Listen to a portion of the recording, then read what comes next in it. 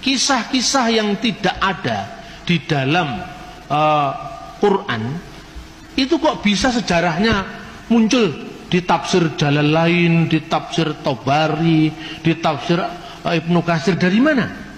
Sampai tahu bahwa cerita tentang Elias, cerita tentang Elisa, dari mana taunya?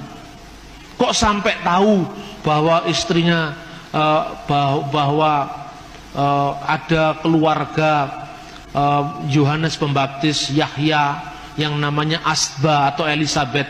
Padahal di Quran nggak ada kata Elizabeth. Kok sampai muncul nama Elizabeth dari mana coba? Ya dari Bible, dari mana lagi kalau bukan dari Alkitab? Tapi kalau itu sudah dikutip oleh Ibnu Katsir, orang tidak lagi membahas Ibnu Katsir dapatnya dari mana. Coba lihat di tafsir-tafsir di umum, ini ada di tafsir At-Tabari, Ibnu Jarir At-Tabari yang judulnya Jami'ul Bayan fi Tafsir Al-Quran, juz sekian, halaman sekian. Terus dapatnya dari mana Tabari? Loh, kenapa sumber yang dikutip Tabari kok ditolak, dituduh palsu? Padahal dia ngutip dari yang palsu tadi, ngutip dari yang dituduh palsu tadi. Saya ngomong tapi sambil nada guyon.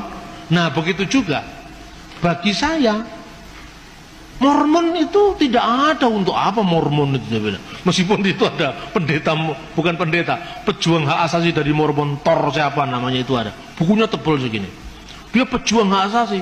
Ketawa-ketawa itu saya ngomong. Mormon, saya tidak percaya kalau Joseph Smith adalah nabi.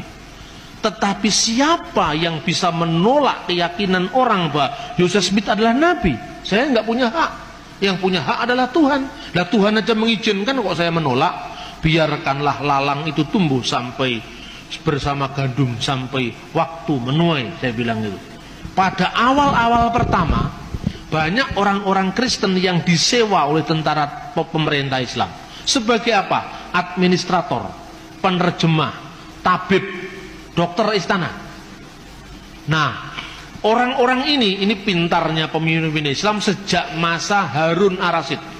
Bergerubak-gerubak manuskrip didatangkan dari India, Persia, Yunani.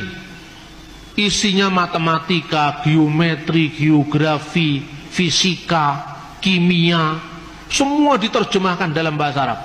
Ada ambil alih teknologi ke dalam bahasa Arab, dan kemudian siapa yang menerjemahkan? Orang-orang Kristen. Sampai pada masa dinasti Abbasiyah, zamannya Khalifah Al-Ma'mun, penerjemah kekuatan itu ada di tangan orang-orang Kristen Syria Timur.